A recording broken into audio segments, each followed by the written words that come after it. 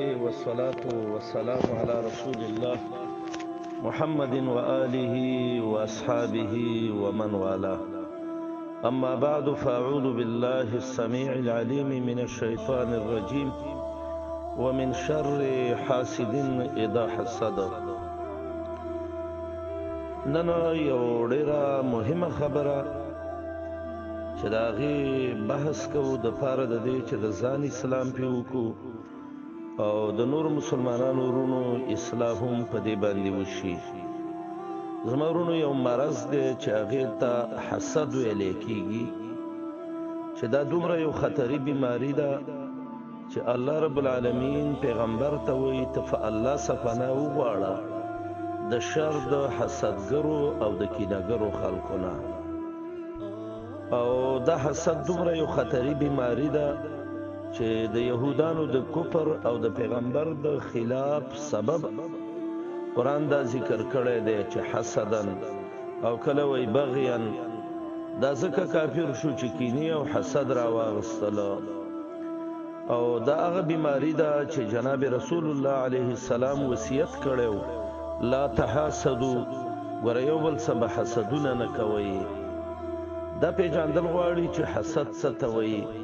علما وی حسد وی کراحة النعمة وحب زوالها عن المنعم عليه، و چې یو سړی باندې د الله نعمت شوی او د دې انسان فطرت کې دا راشي چې دا نعمت هم بد وګڼي او دا چې په چا باندې شوی دی نو دا خوښ وګڼي چې د دې نه لرې شي، وایي دې ته حسد وایي.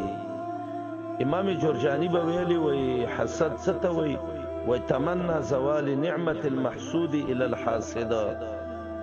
دا کینهګر چې کینه وکړي چې دا په دې سړي دا کم نعمت شوی چې د ده نه لرې شي او مال راکړی شي، وایي دې ته ویلی کېږي. امام ماوردي وایي حسد څه ته وایي؟ وایي چې یو خو خلکو باندې رب العالمین څه احسانات کړي او دا په سخت غوسه دا سړی چې دا په دی دا احسان ولې شوی دی. ادب الدین و دنیا کې ماوردي دا خبره کړې ده. زمونږ استاسې په ژبه باندې دې ته کینه ویلی کېږي، دې ته بغض ویلی کېږي، دې ته د مسلمان سره بدنیتي ویلی کېږي. دا انسان چې دا حسد کوي د دې یو سبب دا دی چې دا د الله په دې فیصله باندې راضي نه دی چې الله دا سړی ولې غوره کړ.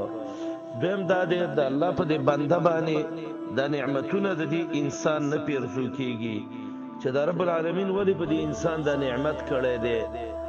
او دریم علما وی دا وی په دې حسدګر کې یو تکبر پروتي، نو دا نه غواړي چې بل مسلمان ښه شي. او څلورم علما وی چې دا اصل کې د دې حسدګر دا طبیعت چې دی نو دا په بخل باندې او دا په بدنیتۍ باندې جوړي، د زړه خرابي. نو چې د چا زړه خرابي نو هغه د مؤمنانو څخه حسدونه کوي. رب العالمین دې موږ او تاسې د حسد نه وساتي. حدیث ابو سعید خدری رضی الله عنه کې راغلی دی چې نبی علیہ السلام جبریل امین نبی علیہ السلام دمو، مسلم کې حدیث دی، او په هغه دم کې په دا دعا ویلې و بسم الله ارقیکا من کل شیء یضیکا، د الله په نوم دې دم کوم د باندې او د هر هغه شي نه چې تا ته ضرر رسوي. او د حدیث کې دا دی ومن کل عین وحاسد الله یشفیکا، د هر سترګور او د کینهګر نه الله دې بچ کا، الله دې ستا حفاظت وکړي. بل روایت امام طبرانی الاوسط کې راوړی دی. ابو هريره رضی الله عنه وایي چې نبی علیه السلام وایي زما دې امت ته به د مخکینو امتونو بیمارۍ راځي. نو صحابه ته وایي یا رسول الله وما داء الامم، د مخکینو امتونو بیماری څه ده؟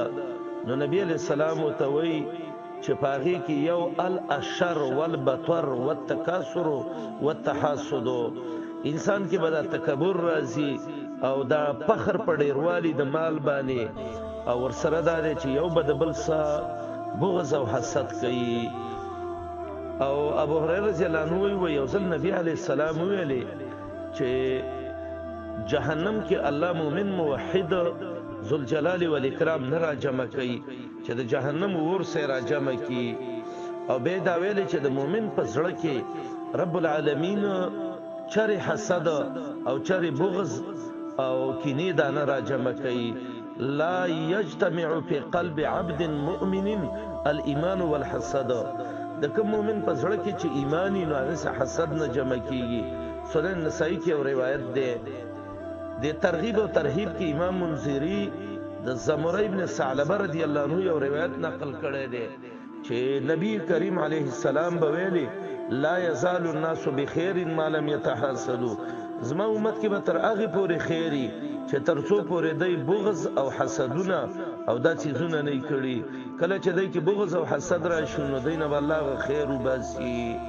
عبد الله ابن عمرو ابن العاص رضی الله عنه وی ما نبی علیہ السلام ته ویل چې ای الناس افضل، دنیا کې کم خلق ډیر غوړه دي؟ وای ما ته ویل چې کل مخموم القلب صدوق اللسان. هر هغه سړی چې هغه رښتیا وي او مخموم القلبي. نو صحابه وی موږ ویل چې یا رسول الله د جبر رښتیا خو پیژنو، خدا مخموم القلب لا څه ته وي؟ وی ویل چې مخموم القلب ان تقی النقی، هغه پاک پرهیزګار ته وي الذي لا اسم فيه ولا بغي ولا غل ولا حسد، چې ګناهونه او زیاته او دوکي او کینې نه کوي. نو کوم مؤمن کې چې کینه نه او حسد پکې نه نو دا رب العالمین ته ډیر محبوبي. امام ابن ماجه دا حدیث راوړی دی او ابو درداء رضی الله تعالی عنہ وی کوم انسان چې مرګ ډیر یادوي نو داغه به خوشحالي کم شي او هغه کې به حسد کم شي. به نن زمونږه مرګ ګیر دی نو بيخي خوشاله نه ډیری دي او زمونږه کینې ډیری شوې دي. ابن معتز وی الحسد داء الجسد، دا کینه چې د بدن یو بیماری ده او دا د بعضی مخلوق دی بیماری ته په دې کې اخته شوی. او بعضی حکماو بداویلی چې حسدګر له دام بس دی چې کله مؤمن خوشاليږي او راحت پر راځي نو دا غمجن کیږي. او هغه به ویلي وای الحسد جرح لا يبرأ، دا کینه وی یو د زخم دی چې دا نه جوړیږي. او حسن بصری ته چاویلی ايحسد المؤمن، مسلمان کې کینه کوي؟ هغه ته جواب کې وای چې ما انساک بني یعقوب، کنه د یعقوب علیہ السلام د زامنو حالت چایر ک اما علمت بان الاب جلاب والاخ سلاب. ته پته نو چې یعقوب علیہ السلام یوسف ځان ترانیز دی کاو او ورونی ته لوټ ک ورور د ورور سکینه وکړه ولی چې د پلار ته ګران دی. نو مومن خو کینیب کې راځي او بعضو سلف به ویلي وي په اسمان کې اولنۍ د الله خلاف چې شوی دی، اولنۍ ګناه چې شوی ده نو هغه ابلیس حسد کړو او په ځمکه کې چې لومبنۍ ګناه شوی ده نو هغه قابل و چې هغه حسد کړو چې رب العالمین د حابل د قرباني ولې دغه کړه قبول کړو زما یې قبول نه کړه. زما ورونو دا حسد دومره یو خطري شی دی، دا بغض زړه کې یو مسلمان ته ساتل قسم په الله چې د ایمان نه خلق دغه قاعده منی کوي. تفسیر القیم د امام ابن قیم رحمه الله هغه دا وی چې کله حسدګر د حسد او بغض شروع کو نو حسن رضی الله عنه وی ته په دې پوهه شه چې تعالی وسرب ترقی درکې. و اذا اراد الله نشر فضیلة طویت اتاها لها لسان حسود. او کله چې حسدګر د سکینه کوي نو ته به یو څو کار وکي، یو په الله سپنا غواړه چې الله د شر نه مولا وساتي، بل ځان کې تقوا پیدا کا، بل په الله پورا اعتماد وکړه چې الله څه ویلي هغه کیږي، او بل دار چې پورا صبر کول، بل زړه کې دغه سوچونه مکوا، بل رب ته ډیر متوجه کیږي، او بل دا خالص الله ته توبه وباسا، او بل دار چې صدقه کوا او د دې حسدګر سره احسان کوا. سپېچ غافین هغه ته به څه ډوړی ورچې به به تعالی خلاصيږي. او بل د عقیده ساته چې لن یصيبنا الا ما كتب الله لنا، زمونږ الله چې موږ ته څه لیکلي نو هغه موږ ته رسیږي او د دینه ما سیوا نور هیڅ نه رسیږي. نن سبا وګورئ خلک په بغض کې او په حسد کې راغلي دي. وای د سینه چې دا مسلمانان دا صحیح توحید او صحیح دیندار خلک د غالب نشي نو خلکو ته به دا صحیح دین ښکار شي او موږ دا دین نه دی بیان کړي نو کله د پیغمبر د طریقو سره بغض کوي. تاسینه وی پلانیزه کې یو موحد په سنت طریقه باندې د یو چا سره دښمنی وکړه.